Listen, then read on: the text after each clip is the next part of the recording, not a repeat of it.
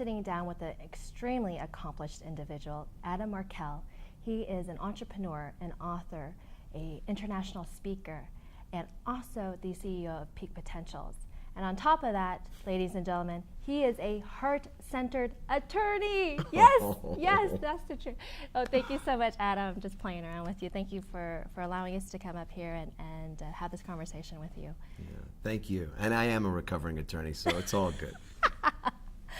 So I'd like to kind of talk to you about your accomplishments. And we were speaking off camera, and I think this is very poignant. What is the difference between achievement versus success? That's a great question. Actually, to me, achievement are like the goals, and you know, in our lives, we all want to achieve certain goals, whether it's money or it's success, fame, or it's relationships or body or something like that. And those are the goals in our lives, and that's our sense of achievement. And success, well, success isn't about achievement. This is the part that I think really is a bit counterintuitive, which is good for people to really hear. Success is about fulfillment. So for me personally, I was a workaholic attorney, 70, 80 hours a week, and I had plenty of money and had a lot of, what other people thought was success. I was achieving plenty of things, but I was really miserable. So in the process, I wasn't happy, and I wasn't fulfilled, and therefore I wasn't successful. Success without fulfillment is failure. I love that explanation. I've never heard anything like that, because I believe, and myself included in this, that we equate achievement as success, and that's not the case.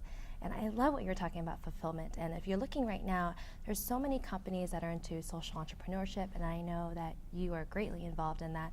So they're wanting to not only generate businesses, but generate businesses that give back. So I want to talk to you about this internal guidance thing that you have going on. We are running into celebrities, to entertainers, to entrepreneurs who are trying to quote unquote make it. And sometimes they get that rejection, they get that hard day, and all of a sudden they're questioning their whole purpose in life. So talk to me about this as an entrepreneur, as a father, as doing everything that you're doing. How do you know, first of all, that you are on the right path to being who you are? Another great question. For me, it's about mission.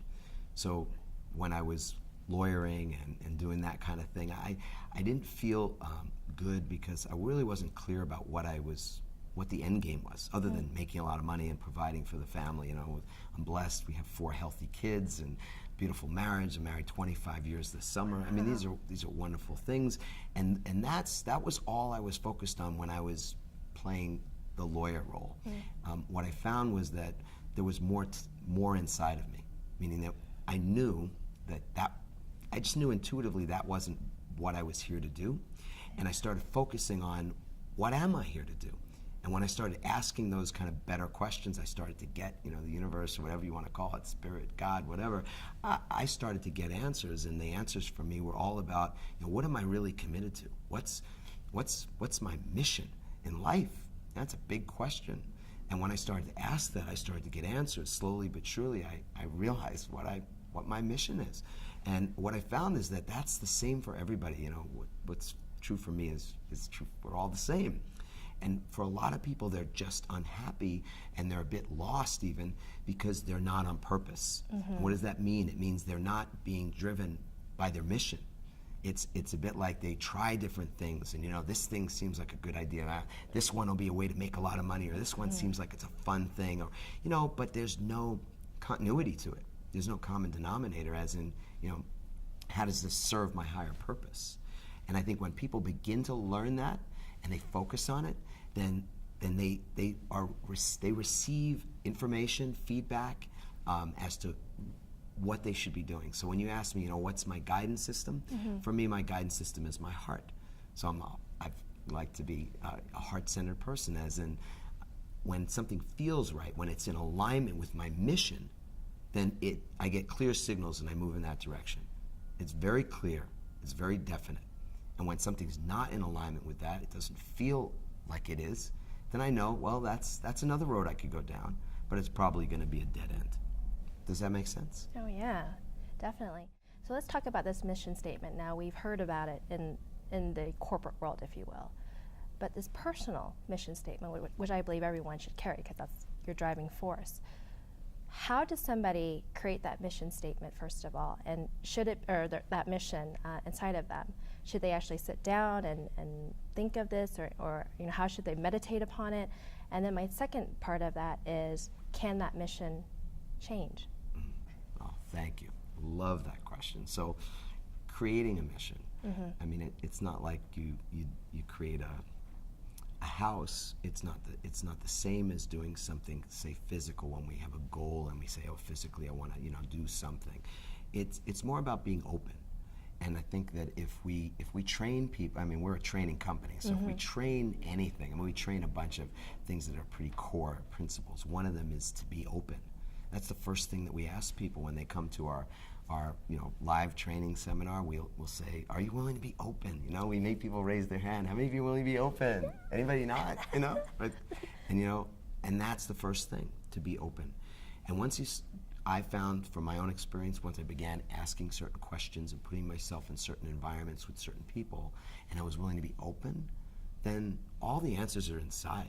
Like, there's nothing we need to learn. We've just forgotten certain things. So that would be the first thing I would say. And the second is, your mission is your mission because it doesn't change, right? A vision is something different. People look at a vision, what's the vision? What's your vision for the company? As a CEO, I hear that a lot. And a vision is a vehicle, and we can have multiple vehicles, but you're only going to get in a vehicle to go to a certain destination. Like if you get in the vehicle and you start driving north, and you go, oh no, I should drive south. Go west, go east.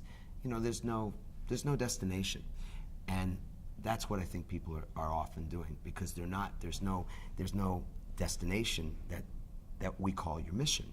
And once you discover that, this is what I'm committed to, this is my mission, you can have multiple vehicles that will assist you in accomplishing that mission. But the mission is key, and here's the thing about it, and this is the nugget, is that the mission will survive you. So if you want to test, like a little litmus test for whether it is your mission, you just have to ask, if I'm gone, will this thing survive? Because if it goes with you, it's not a mission. Adam, I sincerely enjoyed my time here with you. I feel this connection. I feel who you are as a person, and yet we just met. And I want to thank you for all the work that you're doing. Congratulations on all that you've accomplished and your success as well. If there are any final words, I should say closing words of wisdom. It's not your final words. Closing words of wisdom. What would you like to share with our audience? Well, I'd love to have that opportunity. Thank you.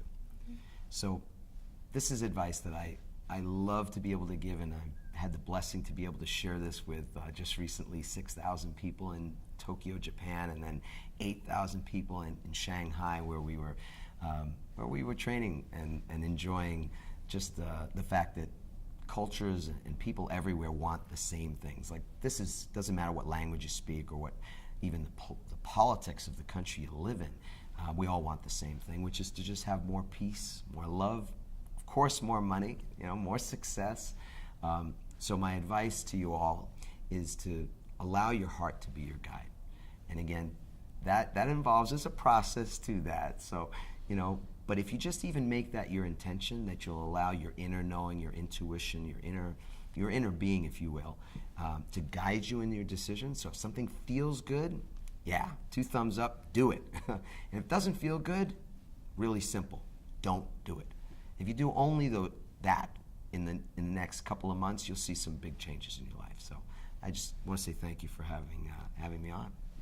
And thank you so much, Adam, for sharing your words of wisdom. And you are an incredible individual. Continued success to you, and you are an awesome dude. You didn't think I was going to say that, right? You did say it. It's official now. It's on tape. That's right. Adam Markel is an awesome dude. You heard it here.